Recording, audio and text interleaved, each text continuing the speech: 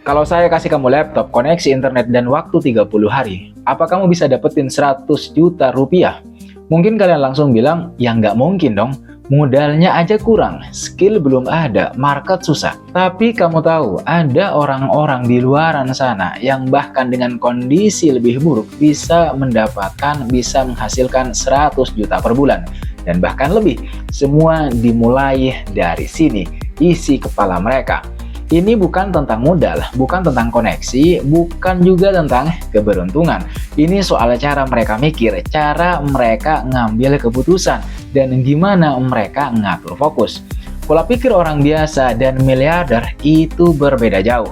Kalau kamu masih mikir gimana caranya dapat uang cepat, mereka udah mikir gimana caranya sistem ini itu bisa ngasih saya penghasilan terus-menerus bahkan saat saya tidur. Mereka nggak kerja lebih keras, tapi kerja lebih pintar dengan fondasi mindset yang tepat, itu kuncinya. Dan sekarang pertanyaannya bukan apakah kamu bisa, tapi apakah kamu siap buat membedah isi otak para miliarder. Kalau kamu selalu ngerasa stuck, kerja keras tapi hasilnya segitu-gitu aja, mungkin jawabannya bukan di luaran sana, bukan, tapi di dalam kepala kamu sendiri. Sebenarnya hal pertama yang paling krusial dan jadi fondasi utama para pencetak cuan kelas kakap adalah mindset, pola pikir, cara mereka ngelihat dunia, cara mereka ngadepin masalah. Ini bukan soal hoki doang, hoki itu bonus, tapi mindset lah yang jadi modal utama.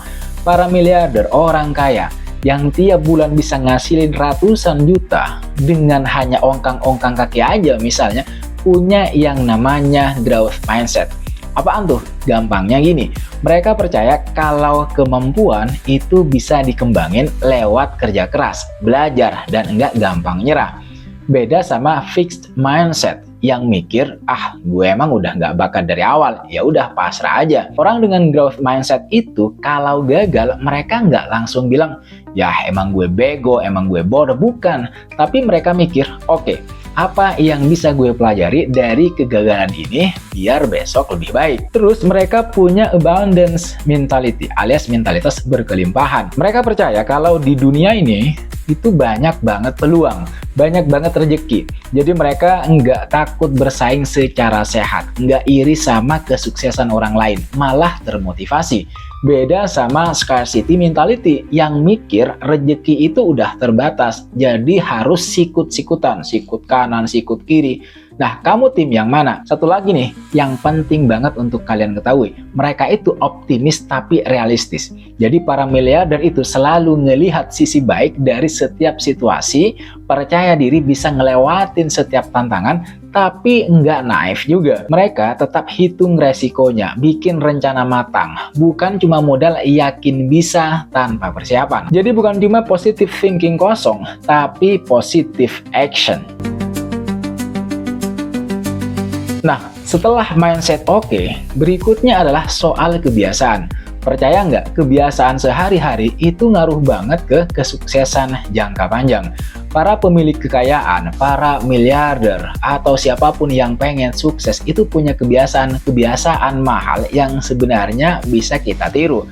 Dan nggak perlu keluar duit banyak, ini kebiasaan-kebiasaan aja. Pertama, mereka punya kebiasaan disiplin dan konsisten. Ini kunci banget. Mau punya ide sebagus apapun, kalau nggak dikerjain dengan disiplin dan konsisten, ya bakal jadi wacana doang. Orang-orang kaya itu biasanya punya rutinitas harian, bangun pagi, olahraga, kerja fokus, evaluasi harian. Bukan berarti mereka robot ya, tapi mereka tahu pentingnya ngatur waktu dan energi mereka. Yang kedua, mereka nggak pernah kenal kata berhenti dalam belajar. Wah, ini nih, coba deh cek. Bill Gates, Warren Buffett, Elon Musk, mereka semua itu pembaca buku kelas berat. Nggak cuma buku bisnis, tapi juga macam-macam. Mereka sadar kalau ilmu itu investasi leher ke atas yang nggak ada ruginya. Jadi maksud saya, kamu jangan malas baca buku, ikut seminar, dengerin podcast bermanfaat. Otak kita ini kayak RAM di komputer, perlu di-upgrade terus-menerus biar nggak lemot. Yang ketiga, menjaga kesehatan. Ini juga penting banget. Mens sana in corpore sano. Di dalam tubuh yang sehat itu terdapat jiwa yang kuat. Dan tentu saja dompet yang makin padat.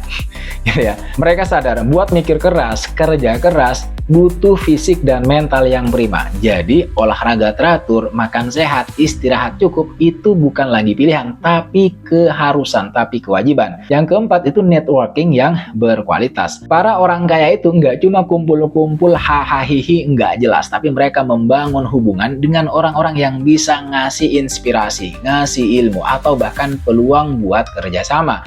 Ingat, kamu adalah rata-rata dari 5 orang terdekatmu. Jadi pilih lingkungan, environment yang positif dan mendukung apa yang sedang kamu usahakan. Jangan asal pilih lingkungan jika kamu pengen sukses, terutama sukses secara finansial. Sudah saatnya bagi kamu untuk menyeleksi pertemanan, menyeleksi lingkungan. Ini bukan untuk membatasi diri, untuk tidak bergaul, untuk tidak berteman dengan siapa aja. Tapi ini adalah upaya selektif untuk mencari lingkungan, untuk mencari teman, sahabat, kawan yang bisa mendukung terhadap usaha yang sedang kamu lakukan untuk sukses. Lagi pula memang semakin dewasa kamu, lingkaran pertemananmu itu udah semakin kecil. Bukan berarti kamu tidak mau berteman dengan siapa aja, sekali lagi bukan itu. Tapi karena kamu itu lebih pengen dikelilingi oleh orang-orang yang relevan dengan situasi yang sedang kamu hadapi sekarang. Oke, mindset udah, kebiasaan juga udah. Sekarang kita ngomongin soal nyali. Yap, para penghasil ratusan juta atau miliaran itu biasanya punya keberanian buat ambil resiko. Tapi tunggu dulu, bukan resiko yang ngawur kayak judi atau terjun payung tanpa parasut ya. Resiko yang mereka ambil itu udah terukur. Mereka udah hitung-hitungan secara matang, udah analisis untung ruginya, udah siapin rencana B, C, sampai Z kalau perlu. Mereka keluar dari zona nyaman tapi nggak membabi buta, nggak serampangan. Kayak mau nyebrang sungai deras misalnya, mereka nggak langsung nyebur, tapi cari dulu jembatan yang paling aman, atau minimal rakit yang kuat. Contohnya Jeff Bezos. Dulu dia punya kerjaan mapan di Wall Street, tapi dia berani ninggalin itu semua buat bikin toko buku online kecil-kecilan dari garasi rumahnya, yang kemudian sekarang udah jadi Amazon raksasa. Itu resiko besar, tapi dia udah ngelihat potensinya seperti apa. Jadi kalau kamu punya ide bisnis, jangan takut buat memulai, tapi ya riset dulu, pelajari pasarnya, hitung modalnya. Jangan sampai modal nekat doang. Kegagalan itu bagian dari proses, tapi kegagalan karena kecerobohan itu beda cerita. Orang kaya atau siapapun kamu yang pengen sukses itu nggak takut gagal, karena mereka melihat kegagalan sebagai pelajaran berharga buat jadi lebih baik lagi nanti di masa depan. Pernah nggak kamu ngelihat suatu masalah begitu terus mikir, kok nggak ada yang benerin gitu ya? Atau harusnya ada cara yang lebih gampang buat ngelakuin ini.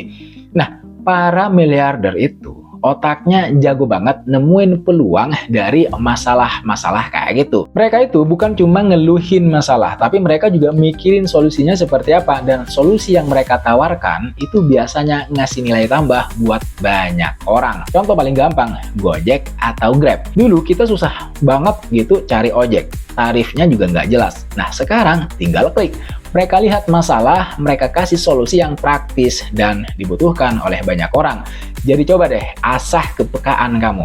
Lihat sekelilingmu, ada masalah apa yang belum terpecahkan?